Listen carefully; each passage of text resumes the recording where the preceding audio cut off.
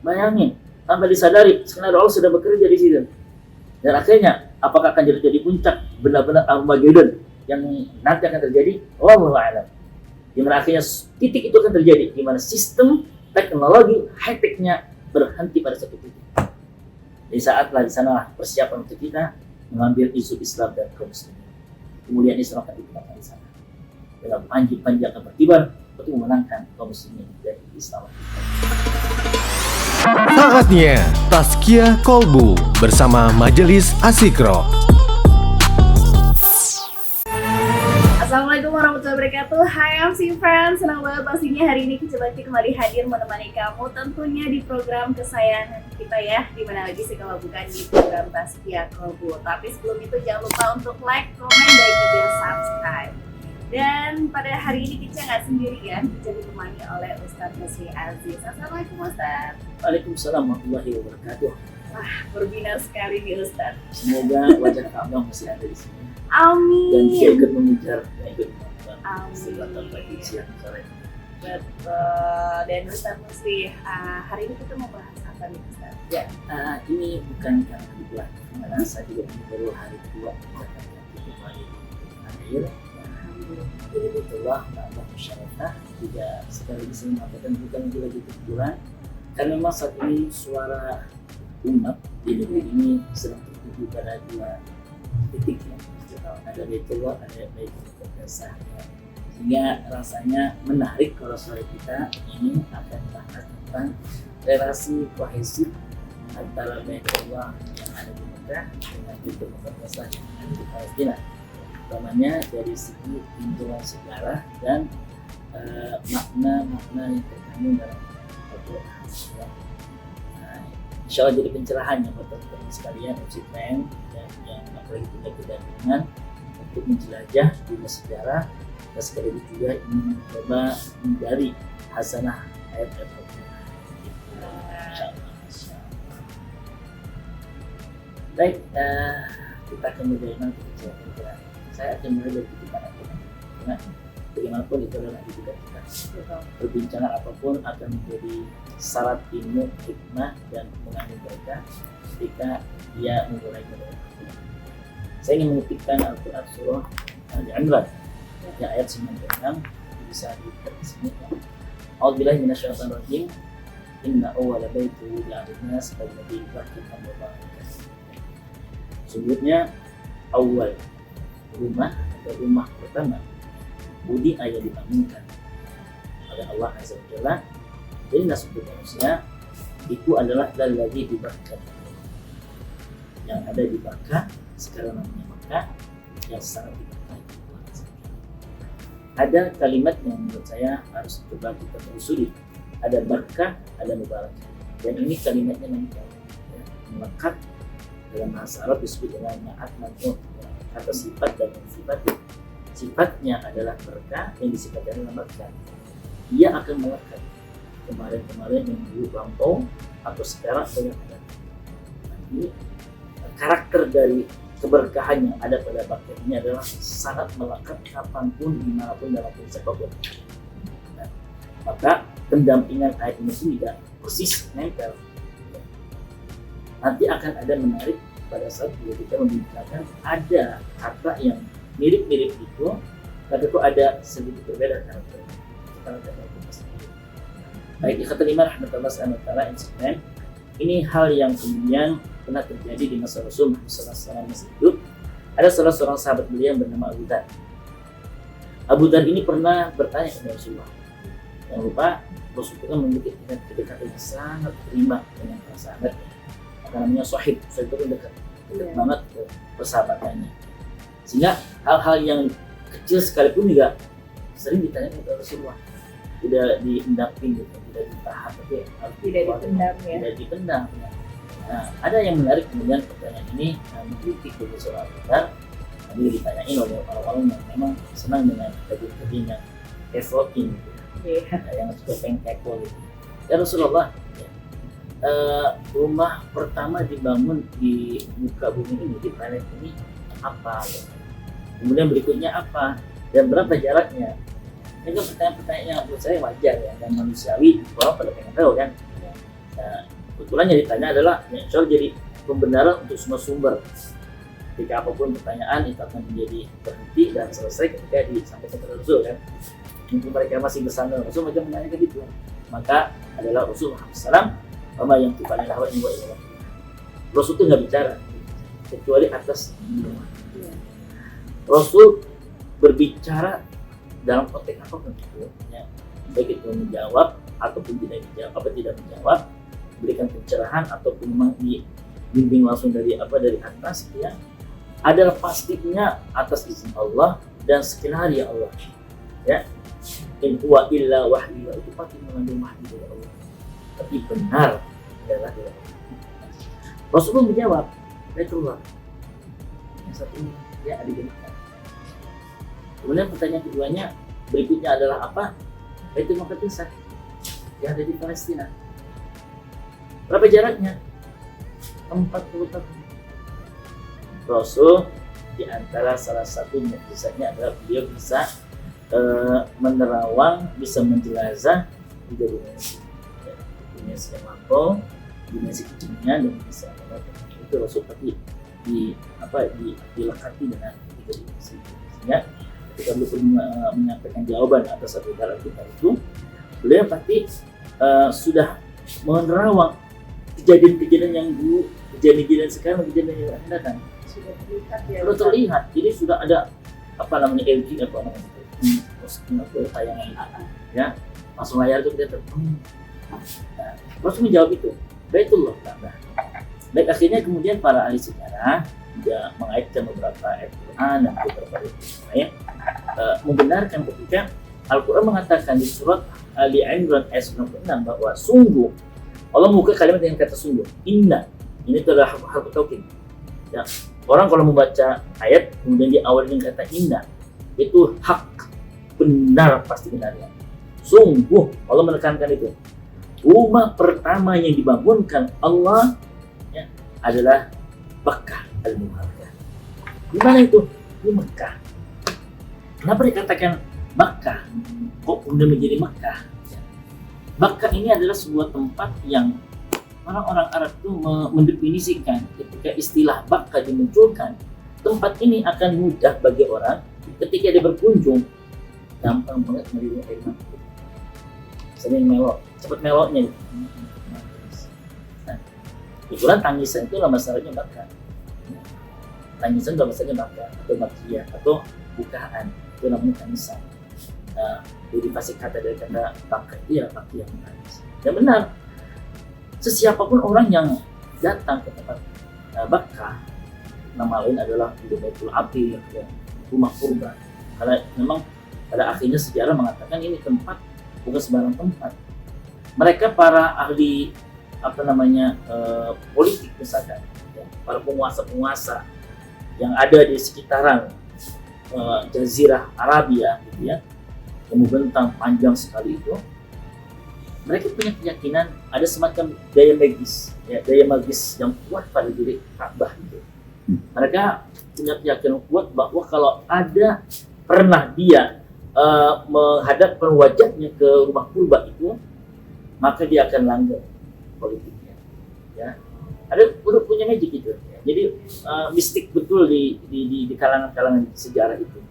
Atau mereka para pedagang, pelancong, seakan ingin mencoba ada pengembangan bisnis, ya, bisnisnya pengen dicoba ada ekspansi bisnis yang lebih besar. Mereka meyakini akan mendapati jalannya itu mudah kalau mereka datang ke itu. Permudah ya. Ya, ada keyakinan itu. Ya. Walhasil ini rumah bukan sembarang rumah, rumah magis. Ya. Baik, nah, maka lain Baitul Atiq. Tempat ini bukan sembarang tempat. Dan ketika akhirnya membaca risalah besar itu, awal kali Adam dilempar dari surga, ya, karena satu pelanggaran, dan Hawa istrinya pun dilempar dari surga, sama pelanggarannya dilakukan oleh suaminya di Jeddah, beliau di Hindia. Maka setelah ratusan tahun, dalam satu tafsir mengatakan 300 tahun mereka baru dijumpakan. Ya, kalau kita menelusuri itu, satu pelanggaran betapa sangat tersiksanya keadaan mereka. Dan kalau Nabi Muhammad sekian banyak pelanggaran, ya, masih kesempatan untuk terbuka bebas gitu ya, Iya. untuk dapat ampunan itu luar biasa. Mereka baru dapat ampunan 300 tahun. Bayangin, dipisahkan. Kalau kita ditemuin, ya dari sekian ratus ribu kesalahan kita, Allah perkenankan tidak pernah terpisah, akan ditemukan lagi. Ya, akan pagi kita dosa, sore kita minta ampun, Allah terima. Kalau Adam tidak, nunggu sampai nanti akhirnya mereka bertemu di mana? Di satu titik, Jabal Rahmah, di Padang Arafah. Ya sekarang ada tubuh, ketemu di sana. Ketika perjumpaan itu selesai, mereka mulai turun. Nah, ketika turun itulah Allah perintahkan untuk apa?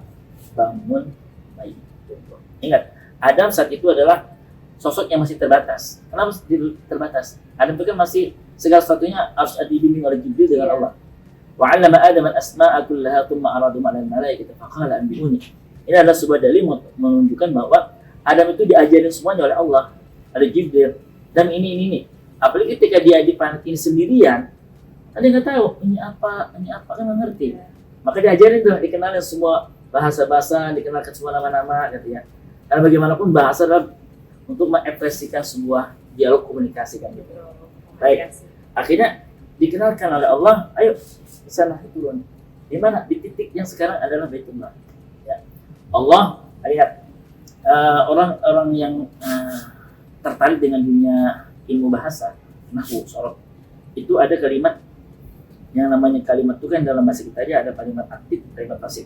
Ya, Iya, betul. membangun ada dibangun. Ada Nah, membangun berarti kan aktif, dibangun pasif. pasif. Sebenarnya ada pelakunya, tapi disembunyikan. Nah, dalam bahasa namanya majhul. Perhatikan dalam ayat ini. Kalau misalnya teman-teman mau buka mushaf itu, wudi'a kalimatnya, bukan wadu'a. Sungguhnya rumah pertama yang dibangun, bukan. Bisa saja kalau menggunakan redaksi, sungguhnya rumah pertama yang Allah bangun dengan para malaikatnya, bisa saja. Tapi kalau gunakan redaksi, sungguhnya rumah pertama yang dibangun. Ada berarti sosok-sosok yang sebenarnya ada. Namun adanya sosok-sosok ini Allah sembunyikan. Menunjukkan apa? Ada banyak peran-peran sentral di sana yang nanti akhirnya akan menjangkau terus panjang ya eksistensinya di rumah itu. Maka menggunakan kata wudi'a. Nah, baik, saya teruskan lagi. Nah, Adam ketika akhirnya diperintahkan untuk membangun bersama dengan makhluk Allah yang lain, itu ada Jibril, ada malaikat, ada jin, bangunlah ya di sana. 40 tahun kemudian, kenapa Adam diperintahkan untuk segera berangkat ke Palestina? Ya, dan benar diperintahkan ke sana. Di sana dibangunkanlah Baitul Muqaddas. Baik, ada keturunan beliau. Ini kan persiapan generasi yang nanti kemudian lahir ya. Ada akhirnya beliau punya anak cucu dari mulai Qabil, Habil, jadi kelima, lagu dan seterusnya ya. Mereka berkembang kan kemana-mana. Nah, dua titik sentral sejarah ini antara Baitullah dan Muqaddas akan menemukan titik-titik sentral kemudian pada masa-masa Nabi dan Nabi. Baik, pada akhirnya ketika Nabiullah Nuh alaihissalam ya Allah umatnya azab dengan banjir bandang, habis kan semuanya, habis ya, termasuk Baitullah. Baitullah itu tinggal menyisakan hanya fondasi saja. Maka di masa kemudian ada yang namanya Abul Bashar As-Sani atau Abul Anbiya, bapaknya para nabi, Ibrahim alaihissalam. Beliau diperintahkan awalnya tinggal di Babilonia di Irak untuk berangkat ke situ. Kenapa? Dia diminta untuk mendidikan dari Yarfa'id, Ibrahim, ya Al-Wa'id ya, diindikan lagi. Kenapa? Karena dulu pernah ada, tapi akhirnya dihantam banjir Nabi Nuh, habis. Nah, tempat beliau membangun ulang itu ada kakinya yang sekarang menjadi makam Ibrahim. Di samping itu kan ada telapak kaki beliau. Ini untuk menelusuri sejarah. Baik, bangunkan. Selesai itu, beliau tinggal di mana? Palestina. Ya. Ibrahim tinggal di sana setelah beliau dari Palestina. Oke? Catat dulu. Ketika beliau membawa istrinya yang awalnya tinggal di Irak, syiarnya itu belum menemukan dakwah yang representatif untuk kemudian diperintahkan Allah untuk berangkat dari Palestina. Ya, berangkat dari Palestina bersama Sarah. Palestina itu berbatasan dengan Mesir. Ya, beliau berdakwah ke Mesir karena banyak kehidupan di sana. Ya, kenapa harus ada di sana? Kita akan ketemu nanti di situ. Ada Mesir dengan masyarakat yang ada di sekitarnya, masyarakat Mesir itu luar biasa. Dengan prosesnya, suruh dengan dia. Ada seorang ketua suku itu menghadiahkan karena pesona ajakan-ajakan Ibrahim yang menyentuh hati, dihadirkanlah seorang perempuan yang bernama Hajar, ya, dinikahi oleh Ibrahim yang memang merindukan punya 3 anak, akhirnya dapat dari yang kedua lebih awal. Diperintahkan Allah supaya semuanya serba baik, ya, maka ke Mekah, ya, di tempat itu. Sementara beliau dengan istri yang pertama di mana? Di Palestina, ya. Lebih dulu lahir siapa? Ismail, kemudian ditaruh di sana. Perhatikan, ini tolong catat. Kalimat bahwa Makkah mubarakah, Makkah adalah tempat yang diberkahi, karakternya akan melekat di sini. Ketika dia dibawa ke Baitullah yang ada di Makkah, bermunculanlah keberkahan demi keberkahan. Ibrahim nangis ketika ada perintah dari Allah bahwa untuk meletakkan anaknya dan istrinya di tempat ini. Apa kalimatnya? Inni askantu biwadin ghairi dzi zar'in. Ya Allah, hamba tempatkan istri dan anakku di tempat yang tidak ada tumbuh-tumbuhan. Gersang. Ya. Kan tadi saya bilang, itu rumah ada tapi sudah hancur. Nggak ada naungan, nggak ada air keluar. Benar-benar kosong. Kosong. Sementara kata Jibril, tinggalin, sudah anakmu taruh situ, kamu kembali ke sana, ke Palestina lagi. Iya. Bayangin bang, kalau attack, ya, kalau itu terjadi dengan teteh, suami tetehnya kalau anak baru lahir, anaknya dirinduin loh, dia udah usia di atas 50 tahun. Kira-kira qadarullah dapat anak, lalu kemudian diuji oleh Allah, dibawa, dalam petik dibuang di tempat yang nggak ada tumbuh-tumbuhan, nggak ada air. Wah, udah nggak sanggup. Ditaruh di situ. Iya. Baik, kita sampaikan. Ini jejak penuh keberkahan. Ya. Muncullah kemudian di atasnya keberkahan. Ketika akhirnya meninggalkan, nangis dong. Ibrahim, kalau tinggalkan kami. Nangis hati Ibrahim. Tapi di perintah Allah, Jibril mengabarkan tinggalin. Tapi dia tersayat ya. Sayat, dia tersayat. Yang keduanya tanya lagi, ya Khalili, wa ya Azizi, kenapa kau tinggalkan kami? Ibrahim berbalik, tapi lagi bilang, Allah. Nah, nanti kita akan temukan. Baru adalah, untuk bisa sampaikan bahwa Hajar adalah sosok perempuan hebat. Aura kenabian Ibrahim itu sudah melekat pada beliau, ya. Maka beliau cerdas mengambil sampel pertanyaan yang sudah diubah. Karena tidak dijawab, Iya. ya Ibrahim, yang Khalil Yusuf, apa penyebab kamu? Baru dia kembali. Ya, ini. Nah, itu untuk Allah tidak akan pernah pergi dari kita. Pergilah Ibrahim, Allah tidak akan pernah. Allah tidak akan. Ya, keren kalau ada. Iya. Disinilah titik awal keberkahan itu muncul. Baik, hilang di pandangan Hajar. Ada apa aja? Proses keberkahan akan muncul sehingga melekat banget pada berkah. Nangis dong. Sebenarnya bisa dia itu dikasih ASI, tapi kan yang dibutuhkan satu adalah air. Karena bagaimanapun orang kalau sudah dalam posisi yang sangat berat adalah air yang dicari. Ya, air yang dicari. Dia naik di sebuah tempat yang lebih tinggi dari atas. Dia nandang anaknya dengan suara yang nangis. Ya Allah, temukan air. Maka ketemu, dia turun tuh. Nah, maka ada garis tuh dari kecil. Ya, berpikir rahmaku takrum tajus amma ta'ala ta'ala mana ala ini kata Allah al-azil akram. Nggak ada lagi oase namanya dia. Naik lagi ke atas Marwah. Itulah yang kemudian perjalanan dari bukit yang sekarang namanya Sofa, ya, tidak jauh beberapa ratus meter saja dari di mana Ismail itu diletakkan di tempat itu. Dia naik, turun lagi, naik lagi ke Sofa Marwah 7 kali. Bayangin, 7 kali di atas Marwah dia berhenti. 7 kali berarti ada simulasi yang kemudian di masa Nabi kita tercinta dan kita saat ini menapak jelas sejarah. Jadi kalau keberkahan di sana, naik ke atas, mendengar suara ya. Turun dia, kaget kan tiba-tiba ada suara gemericik air yang memancur, muncrat, meluber, hampir menenggelamkan si bayi. Ya. Nah karena itu meluber itulah, Hajar bilang zam. Artinya apa? Kumpul. Nah, artinya berarti ngumpul, air ngumpul. Sini, bukan air biasa. Bukan air biasa. Coba dari air. Kalau bukan dari kata Allah. Kalau bukan dibaca ini adalah bagian dari keagungan Allah. Harusnya luber. Mekah pun sekarang juga habis. Banjir dong teh. Ya, sekarang berapa juta kubik diambil. Iya, betul. Kalau emang bukan mujizat Allah, tenggelam. Kalau bukan mujizat Allah, atau mungkin kering. Tiap waktu diambil. Tapi nggak pernah kering, nggak pernah banyak, nggak pernah tenggelam. Biasa sekali. Barakallah. Jadi nempel banget keberkahan akan muncul. Keagungan Allah perkenankan. Selamat ya. Masya Allah Ustaz. Tapi kita berhenti dulu ya Ustaz. Oke, Dan Pak siap. Siam, si Fran mungkin banyak pertanyaan nanti yang akan muncul. Jangan kemana-mana sih, terus di FC Podcast.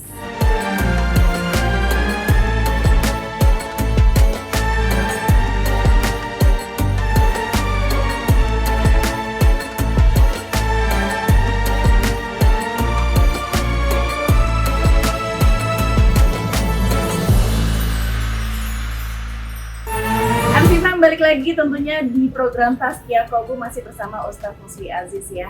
Gimana nih Ustaz? Oke, baik. Saya lanjutkan kan tadi di awal saya bilang bahwa ada relasi yang cukup kuat antara Baitullah yang ada di Mekah Ya. yang ditemukan di Palestina. Dan kita lihat pada surah Al-Isra, ya, nanti bisa dibuka mushafnya ayat 1 pembuka surat ini dikutipkan kalimat Subhanalladzi asra bi'abdihi lailan minal masjidil haram ilal masjidil aqsa alladzi barakna hawla. Saya singkat ya. Ada kalimat minal masjidil haram. Masjid al-haram sekarang namanya Masjidil Haram yang ada di Mekah. Ya. Masjidnya dijamin dengan kata al-haram, masjid yang dimuliakan, ya, yang disucikan oleh Allah dan masjid itu menjadi suci. Ya. Pada kalimat berikutnya ilal masjidil aqsa. Kalimat yang digunakan adalah al-masjidil aqsa, bukan pakai al-haram lagi. Tapi ada tambahan berikutnya allazi barakna haulah. Inilah ahli bahasa akan mengungkap bahwa sungguh keduanya punya karakter keberkahan yang sama, tapi nilai-nilai yang berbeda. Saya sampaikan. Ya. Pada kalimat yang pertama ada nempel, tapi kalimat kedua ada kalimat allazi barakna haulah. Ya. Ini alladzi dalam bahasa namanya isim mausul, kata sambung. Ya. Yang itu namanya kata sambung, yang menyambungkan kata sebelumnya dengan kata berikutnya. Ya. Sebuah makna di dalamnya bahwa Palestina yang di dalamnya ada Baitul Muqaddasah, ada dengan Masjid Al-Aqsa-nya, itu pasti sekitarannya dalam berkah Allah. Para ahli tafsir mengungkap dari mana sisi keberkahan Palestina itu. Apalagi dengan kenyataan sekarang, justru aura-auran genosid terjadi di sini kan, kehancuran, ya, totalitas kemanusiaan hilang di tempat ini. Hampir tiap waktu peperangan yang terjadi. Bagaimana kita bisa melakukan keberkahan? Mana pertama? Barakna haula, keberkahan yang meliputi Palestina ini adalah keberkahan yang benar-benar sudah sesuai dengan karakter sejarahnya. Ketika Ibrahim sudah datang, Ismail datang, Ishak keluar kan. Ishak melahirkan siapa? Yakub. Yakub itu punya anak namanya Yusuf dan bersama 12 saudaranya. Ada Bunyamin yang dekat dengan Yusuf, tapi ada Yudas dan seterusnya yang nanti akan melahirkan orang-orang yang temperamental dengan karakter-karakter Yahudnya, karakter-karakter pembangkangannya. Tapi lagi-lagi tempat di mana Yakub, Yusuf kemudian membangun di salah sejarah di sana tetap dalam keadaan baik-baik saja dan damai-damai saja. Berurutan kemudian di sana lahir siapa? Ada namanya Daud alaihissalam ketika bersama dengan panglima Tolutnya mengerangi Jalut. Ya, boleh lihat dengan itu kan terjadi di tempat itu. Ya, tadi dimenangkan siapa? Daud punya anak siapa kemudian? Solomon. Ada sebuah masjid di sana namanya Sulaiman Temple, ya, di tempat itu. Nah, keberkahan pertama adalah karena di tempat itu berkumpulnya menjadi tempat para nabi rasul Allah Azza wa Jalla. Dan kita pahamkan bahwa apapun tempat itu pernah dijejakkan kakinya oleh para nabi dan rasul pasti menyimpangkan keberkahan. Di kita saja, Pak Sunnah wal Jamaah punya keyakinan kalau ada pernah tempat dipakai buat sholatnya para wali, itu pasti diberkahi. Berebut orang pada sholat di situ. Ini bukan para wali, nabi langsung di atasnya para wali pernah ada di tempat itu. Bahkan puncaknya ketika akhirnya kita kutipkan ini, Subhanalladzi asra bi'abdihi, ada peristiwa Isra kan. Nabi saat itu sedang ada di mana? Mekah.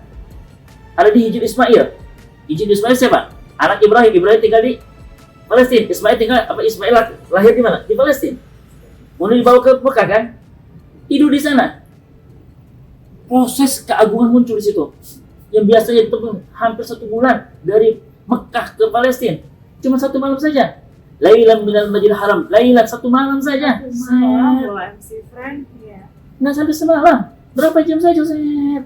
Dan ketahuilah, di sini titik pungkasnya. Ketika beliau datang, di sana dikumpulkan oleh Allah para nabi-nabi terdahulu dari mulai Adam. Kita tahu nabi yang wajib diketahui 25. Tapi banyak nabi-nabi yang tidak diketahui. Itu Allah kumpulkan semua nabi di sana. Untuk menunjukkan apa? Di tempat itu ada sebuah pelantikan yang universal bahwa ada Sayyidul Anbiya wal Mursalin. Siapa? Nabi kita Muhammad SAW. Pelantikan nabi menjadi sebagai Sayyidul Anbiya ada di situ. Ini bukan tempat kaleng-kaleng. Di situ Nabi pernah sujud, bahkan mengimami para Nabi dan Rasul. Inilah karakter keberkahan yang ada pada Palestina. Wajar kalau kemudian mengatakan bahwa tidak akan pernah terpisah antara pembicaraan Baitullah dengan Baitul Muqaddasah. Di sana pernah yang namanya Nabi kita mengimami para Nabi dan Rasul. Mereka berdiri menyambut kedatangan Nabi dan Rasul. Masya Allah. Sebelum akhirnya ditransitkan ke Mi'raj kan, ke atas. Dia membawa energi Palestina.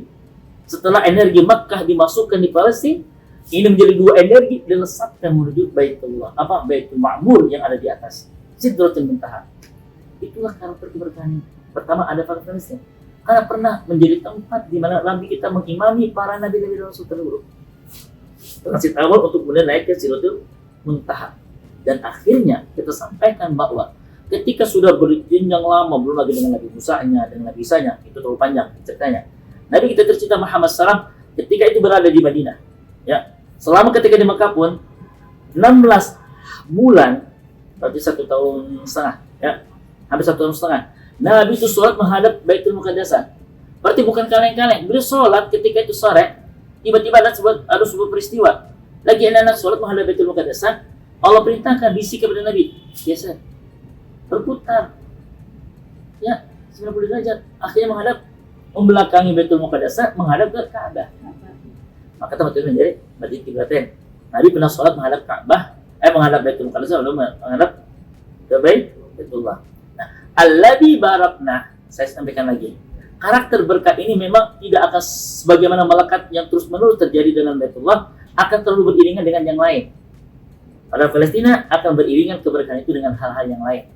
Di situ saya pernah membaca satu tulisan, kenapa Nabi Muhammad itu bergeser dari menghadap Palestina ke menghadap ke Baitullah. Sejarah mengungkap bahwa ketika itu Palestina, Al-Aqsa dikuasai oleh raja-raja yang sangat zalim. Ada pemahaman di Yahudi dan Nasrani, mereka akan mendapati kekuatan yang berlebih ketika mereka mengotori tempat suci umat Islam. Jadi sekeliling Masjid Al-Aqsa itu kotoran manusia, kotoran binatang ditaruh di situ. Bayangin, Nabi menghadap tempat yang harusnya muqaddasah suci, artinya muqaddasah itu suci, dikotori. Nabi sebenarnya ketika itu sholat, beliau tuh pengennya tuh ke belakang, menghadap ke Ka'bah, tapi belum ada perintah. Wawalli wajhika syatrul masjidil haram, baru mulai berdoa, ya Allah, pengen aku tuh pengen ke sini hadapnya. Dan kemudian nanti akhirnya dibersihkan kan.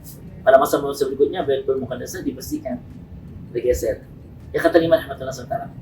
Terakhir saya ingin sampaikan bahwa ahli sekarang mengatakan kenapa Palestina itu diberkahi, meski dengan makna yang lain dalam pemaknaan keberkahan itu. Di tempat itu beda dengan keberkahan yang ada di Baitullah. Ya, di sana nggak ada pisang, pohon pisang, tidak ada banyak pisang. Di situ komoditi pertanian sangat amat subur dari mulai sejarah awalnya, terutama semangka, bukan semongko semangka. Bahkan akhirnya kan orang-orang sekarang modernitasnya anak-anak Palestina dengan ilmu cocokologinya, ya, ketika mereka menemukan ada sandi apa yang menggambarkan bahwa kita ini punya kebanggaan. Oh, warnanya merah, lalu ada putih, lalu ada hijau gitu ya. Itu mereka nemu dari hasil bumi mereka. Semangkanya beda dengan semangka kita, itu bulat panjang, tapi bubir lonjong gitu, beda. Dibelah, ketika dibelah ternyata memberikan sebuah karakter yang mirip dengan budaya mereka. Nggak terpikir mereka bikin miliar seperti itu. Dan ternyata semangka yang paling memiliki tingkat kualitas manis hanya di Palestina. Ini sisi berkah lain yang belum diungkap. Ya, benarnya bahwa Al-Quran mengatakan bahwa Alladzi barakna haula, memang dari tanah Palestina muncul banyak komoditi terutama buah-buahan yang menjadi prima donanya orang-orang Arab. Orang Arab itu lebih senang dengan buah-buahan. Mereka nggak makan apa-apa, yang penting ada buah-buahan. Apalagi kalau kemudian akhirnya ya mesti seperti Dr. Jainul Akbar ya namanya. Iya. Beliau kan suka meneliti itu. Dalam diri semangka mengandung zat-zat apa, masya Allah, itu dibutuhkan banget buat mereka ketika menghadapi situasi alam ketika sangat panas banget, ketika dingin sangat dingin banget, dan itu ada pada semangka. Mereka yang punya keluhan tentang masalah peredaran darah mereka selesai dengan semangka. Apalagi kalau semangka yang benar-benar hasil dari bumi Palestina, rasanya beda bang, beda rasanya. Yang kedua, atin, buah zaitun itu hidup di situ. Makanya kan ada watin wa zaitun wa turi sinin, itu adanya di situ. Dan kalau mau mengungkap penyakit-penyakit modern itu selesai dengan buah semangka, watin dan buah zaitun. Adanya di Palestina. Jadi wajar kalau kita seakan mewajibkan diri untuk mau bicara. Kalau bicara Baitullah nggak boleh melepaskan Baitul Muqaddas. Inilah relasi kohesif antara Baitullah dengan Baitul Muqaddas. Nggak bisa dipisahkan. Apalagi kalau misalkan orang yang membaca strategi perang ini akan terjadi berakhirnya di tempat ini. Maka bukan berarti nggak ada alasannya ketika para ahli sejarah Islam mengatakan bahwa Palestina itu adalah Ardul Mahsyar, bukan hanya Ardul Anbiya. Ardul Anbiya itu buminya para nabi. Ardul Mahsyar itu artinya bumi di mana nanti orang akan berhimpun, semua akan berkumpul di tempat itu. Mahsyar namanya. Mahsyar setelahnya nanti di akhirat, mahsyar di dunia itu ya di situ. Akan berkumpul potensi kekuatan memberikan perhatian yang lebih tempat. Dan sekarang sudah ada gelagat kan? Iya. Perhatikan kekuatan militer yang sekarang sedang dirancang, mereka akan menjadi Palestina itu sudah uji coba. Belum lagi dengan potensi kekuatan Islamnya. Allah alam, kalau nanti akhirnya akan menemukan kita masa di mana Imam Mahdi akan keluar, Isa akan turun kembali, Dajjal juga akan keluar dan akan memimpin peperangan itu, dan terjadi bukan di Baitullah, bukan di Madinah, tapi di Palestina. Maka wajar kalau Palestina menjadi bagian penting dalam sejarah. Yang sejarah itu bukan hanya sejarah yang lalu, sejarah kekinian, sejarah yang akan. Itu saya maksudkan. Kenapa kita sore ini berbincang tentang Palestina? Insya Allah. Baik. Tentang Palestina ya Ustaz ya, maaf Ica jeda. Itu gimana sih agar kita tuh membantu perjuangan Palestina? Ya. Kalau dalam hal kita ini berat sebenarnya, kita milis, tapi kita nggak bisa melakukan apa-apa. Sehingga ulama-ulama kita sudah mengingatkan satu dari doa, karena kita punya kekuatan, punya senjata yang harusnya kita pakai. Doa malam hari, doa di setiap waktu lepas sholat agar Allah berikan kekuatan kepada mereka yang sedang berjuang membebaskan Al-Aqsa dari cengkraman Yahudi. Yang kedua, ya seperti juga sekarang alhamdulillah MUI kita sudah memberikan fatwa haram. Ya, dengan sendirinya kita boycott, ya itu bisa kita lakukan. Banyak ternyata produk-produk ya company besar itu menyokong mereka Israel. Ya, saatnya kita boycott saja. Ya, biar kita berikan mereka nggak sembarangan. Kalau mereka mau dengan tanpa perimanusiaan menghancurkan, menggerosid, ya Gaza itu juga bisa menghancurkan bisnis mereka, menghancurkan produk-produk mereka, sehingga mereka mengalami kerugian besar. Makanya kalau dibaca dengan serius, mereka mengalami kerugian yang sangat besar dengan peristiwa Gaza ini. Mereka nggak nyangka akan serumit ini dan akan sebesar ini dampak politik dan ekonominya buat Israel. Negara yang nanti pasti akan bangkrut adalah Israel dengan persekutunya. Lihat sekarang, sekutunya sudah mulai memberikan garis tegas, tidak akan mengekor kepada Israel lagi, karena rugi mereka. Kerugian akan mereka dapatkan. Kerugian secara politik pamor. Masyarakat mereka di negara-negara mereka tidak setuju dengan Israel. Itu mereka akan berkiblat kepada Palestina. Bayangin, tanpa disadari, sebenarnya Allah sudah bekerja di situ.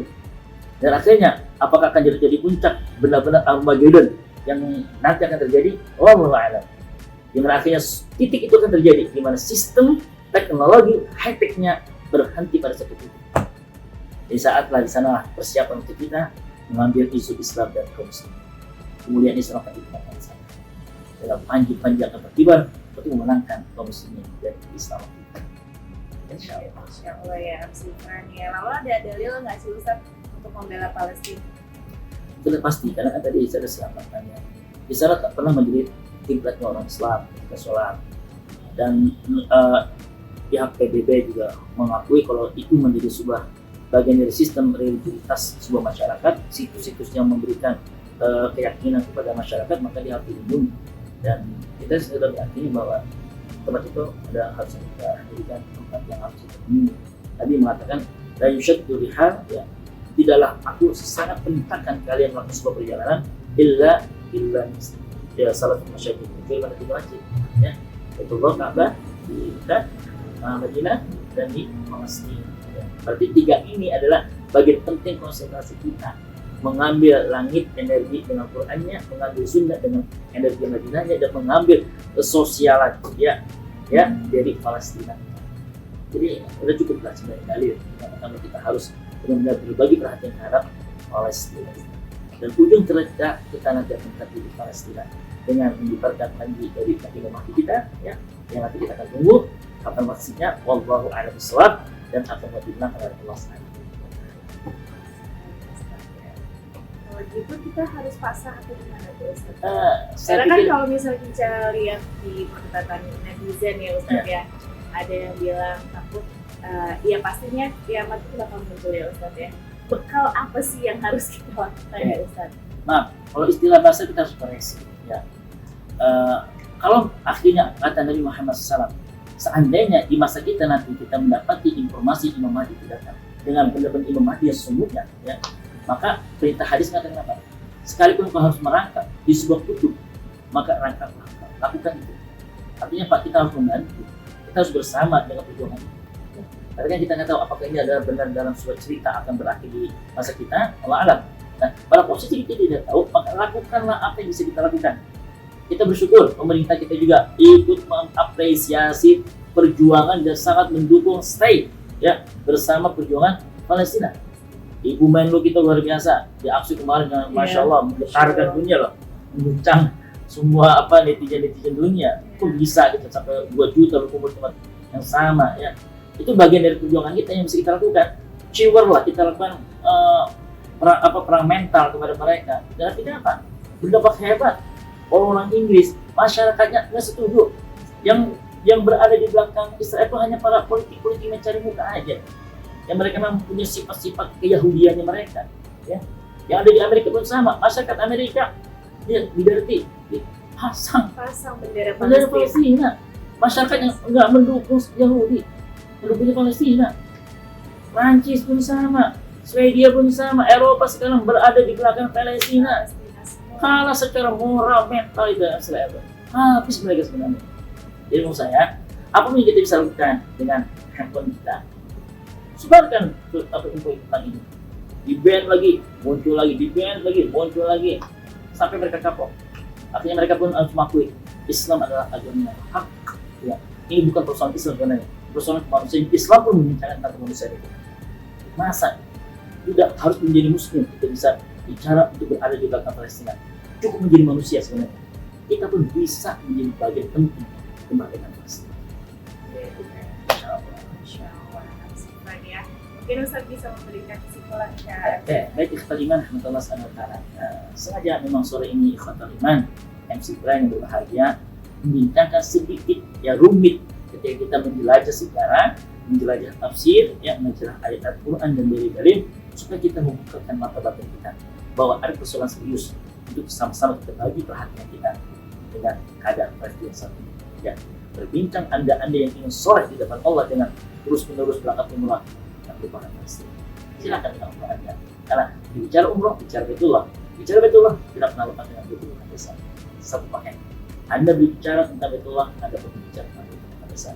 Baitullah kau ambil energi sosial, energi personal individualmu, kesolehan sosial pribadimu. Ke Palestina, kau ambil kesolehan sosial, dan di sanalah tempatmu yang akan menentukan surga Allah Subhanahu wa Ta'ala. Kata iman yang sudah berbahagia, ya. Jadi saya Mahmud Aziz dengan Ibn Sikra mohon didoakan semua perjuangan ini belum selesai dan kita akan terus berada bersama Palestina sampai merdeka. Insya Allah. Terima kasih. Saya terima kasih. Wallahualam. La aku maafin balik. Maafkan. Assalamualaikum. Waalaikumsalam warahmatullahi wabarakatuh. Terima kasih banyak Ustaz Aziz atas pembelajaran hari ini ya MC Friends. Semoga apa yang sudah disampaikan Ustaz Aziz bisa memberikan kita pencerahan juga ya. Dan pastinya MC Friends jangan lupa untuk like, komen, dan juga subscribe ya. Akhir kata kita pamit. Wassalamualaikum warahmatullahi wabarakatuh. Waalaikumsalam. Demikian Tazkiyah Kolbu bersama Majelis Azikro.